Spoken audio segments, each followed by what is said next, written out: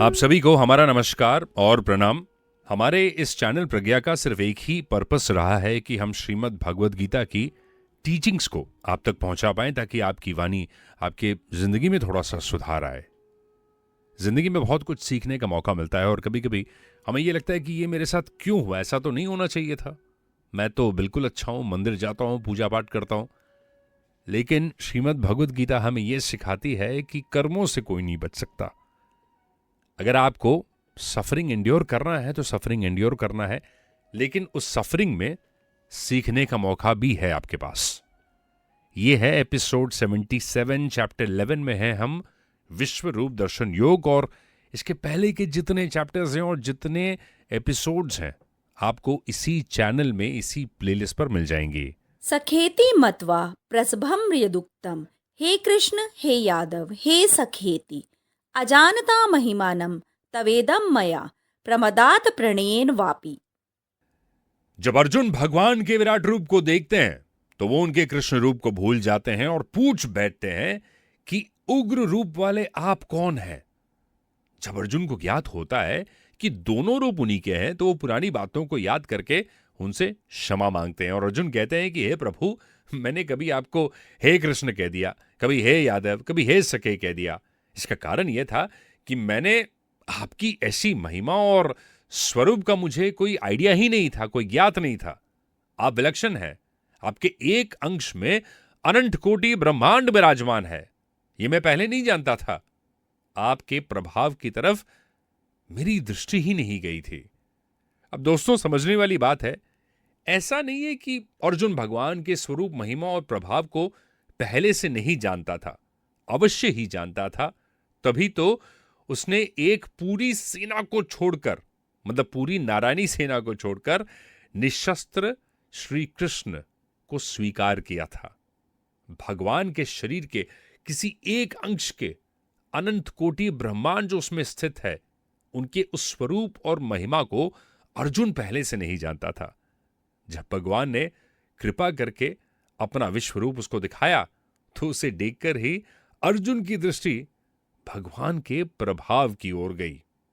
बचपन में अर्जुन भगवान के साथ खेलते थे। कभी स्नान करते तो कभी अर्जुन हाथों से भगवान के ऊपर जल फेंकते, कभी अर्जुन भगवान के पीछे दौड़ते, कभी दोनों आपस में हंसते हंसाते। कभी कभी ऐसे अर्जुन पूछते कि तुम इतना फैलकर क्यों सोए हो, क्या दूसरा कोई नहीं सोएगा, तुम अकेले हो क्या। कभी भगवान आसन पर बैठ जाते तो अर्जुन कहते, आसन पर तुम अकेले ही बैठोगे क्या, जरा एक तरफ तो खिसक जाओ। इस प्रकार अर्जुन भगवान के साथ बहुत ही घनिष्ठता, यानी प्रॉक्सिमिटी जिसे कहते हैं, उस तरह का उनका रिलेशनशिप था।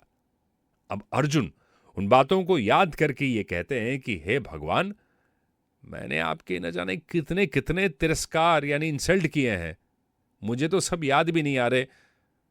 मैं आज आपसे उन सब की क्षमा जरूर मांगता हूं। आप इस छल और अछल जगत के पिता और पूजनीय आध्यात्मिक गुरु भी हैं। अचिंत्य शक्ति वाले प्रभु, तीनों लोकों में अन्य ना तो कोई आपके समान हो सकता है और ना ही कोई आपसे बढ़कर हो सकता है। अतः मैं समस्त जीवों के पूजनीय भगवान के चरणों में गिरकर साष्टांग प्रणाम करके आपकी कृपा के लिए प्रार्थना करता हूं। हे प्रभु, जिस प्रकार पिता अपने पुत्र के अपराधों को, मित्र अपने मित्र के अपराधों को और प्रेमी अपने प्रिय के अपराधों को सहन कर लेता है, उसी प्रकार आप मेरे इन अपराधों को सहन करने की जरा सी कृपा कर लें। आपका ऐसा अलौकिक, आश्चर्यमय, विशाल रूप मैंने पहले कभी नहीं देखा। आपका ऐसा भी रूप है, ऐसा मेरे मन में कोई संभावना ही नहीं आई थी, यानी कोई पॉसिबिलिटी नहीं आई थी। ऐसा रूप देखने की मुझ में कोई योग्यता भी नहीं थी। ये तो केवल आपने अपनी तरफ कृपा करके मुझे ये रूप दिखाया है।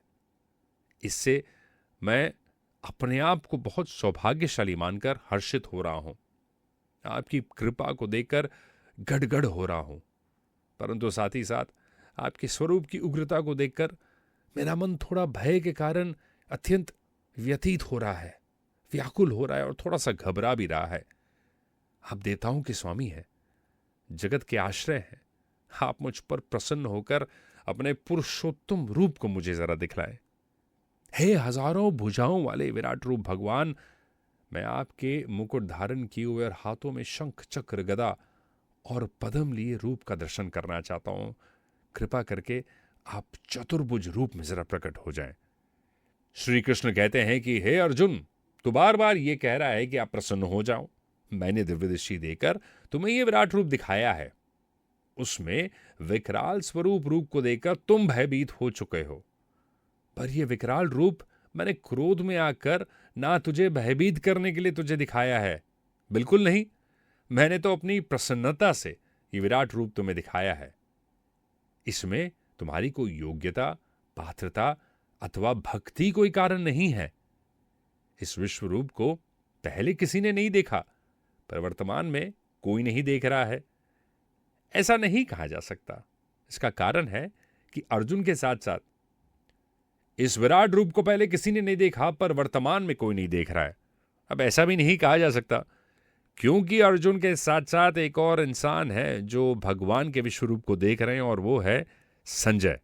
अगर संजय ना देखते तो वो गीता के अंत में ये कैसे कह सकते थे कि भगवान के अति अद्भुत विराट रूप को बार बार स्मरण करके मुझे भारी विस्मय हो रहा है और मैं बार बार हर्षित हो रहा हूं। ईश्वर सभी प्राणियों के हृदय में स्थित है। वे सभी प्राणियों को अपनी माया से घुमाते रहते हैं। एक कहानी सुनाता हूं आपको। एक गांव में एक संत कुएं में स्वयं को लटकाकर ध्यान करते थे और कहते थे कि जिस दिन ये जंजीर टूट जाएगी, मुझे ईश्वर मिल जाएंगे। पूरा गांव उनसे बहुत प्रभावित होता था। सभी उनकी भक्ति और तपस्या को देखकर उनकी प्रशंसा करते थे। एक दिन गांव में एक व्यक्ति के मन में ईश्वर के दर्शन की इच्छा हुई। वो भी अपने पैरों में रस्सी बांधकर कुएं में लटक गया और जय श्री कृष्ण, जय श्री कृष्ण, जय श्री कृष्ण का ध्यान करने लगा। जैसे ही रस्सी टूटी, उसने स्वयं को कृष्ण जी की गोद में पाया। अब आश्चर्यचकित होकर उसने पूछा, भगवान, आप मुझे इतनी जल्दी दर्शन देने आ गए, जबकि वो संत महात्मा तो वर्षों से आपका इंतजार कर रहे हैं। श्री कृष्ण ने मुस्कुराकर कहा, वो संत महात्मा अपने पैरों में लोहे की जंजीर बांधकर कुएं से लटके हुए हैं। उन्हें मुझसे ज्यादा उस लोहे की जंजीर पर विश्वास है। तुम्हें खुद से ज्यादा मुझ पर विश्वास था, इसीलिए मैं तुम्हें बचाने आ गया।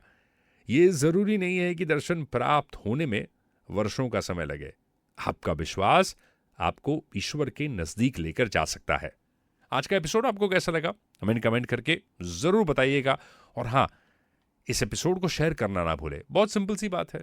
आप अपने परिवार वालों के ग्रुप्स में, अपने फैमिली ग्रुप्स में, अपने दोस्तों के साथ और अपने सोशल मीडिया हैंडल्स पर इस लिंक को शेयर कर सकते हैं। सब्सक्राइब करना ना भूलिएगा। जय श्री कृष्ण।